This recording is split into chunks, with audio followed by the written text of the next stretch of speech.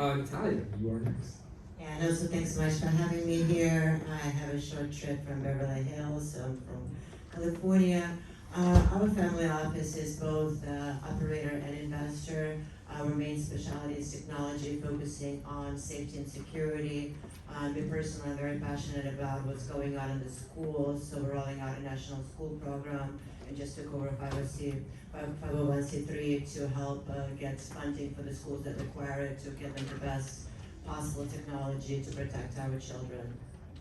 Fantastic. Can you elaborate more on that security and the type of investments that you guys have made? Maybe the type of founders that have stood out to you.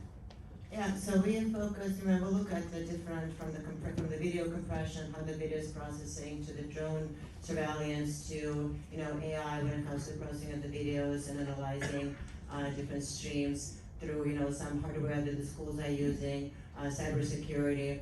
I'm also, we're the largest shareholder of a small public company, Citicorp, and I became CEO and president this year. It became more operational as well.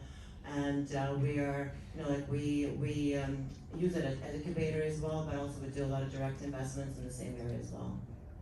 Fantastic. And I'm assuming just with everything you're telling me, you probably get a lot of deal flow. And can you share with me a little bit more on your filtration process for really looking through an abundance of deal flow? Like you may get a lot of deal flow after this event to really pick out, who are the top choices to actually step into due diligence with?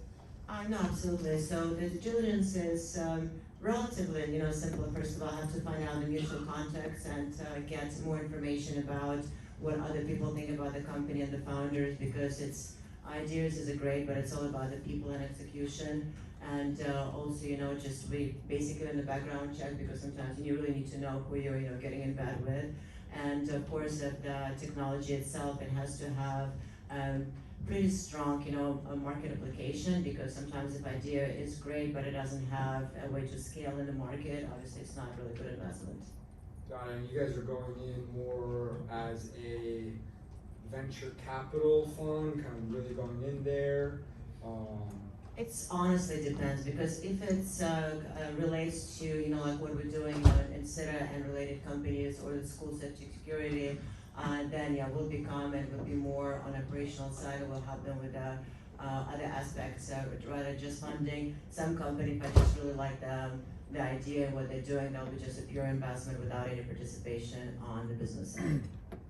Fantastic. And in terms of, I think that also, once again, security kind of very broad. What are you guys, maybe if you can share some details on what, I don't know if I want to ask you about structures or I want to ask you specific sub-niches within security and technologies, but because I'm really curious about this whole security thing, right? Like facial recognition and, kind of like Minority Report style, predictive type of tech, but like, what are you guys looking at now? Well, I mean, if you look at AI, the biggest problem with AI right now is a lot of false positives that people don't, they start actually ignoring what the AI say because of the number of the false positive. When the real threat comes into the picture, you don't get the same reaction. So adding a human touch to it and adding the software that actually can connect the schools with the first responders and have the ability to utilize all the technologies and aspects, but also that makes it easier to verify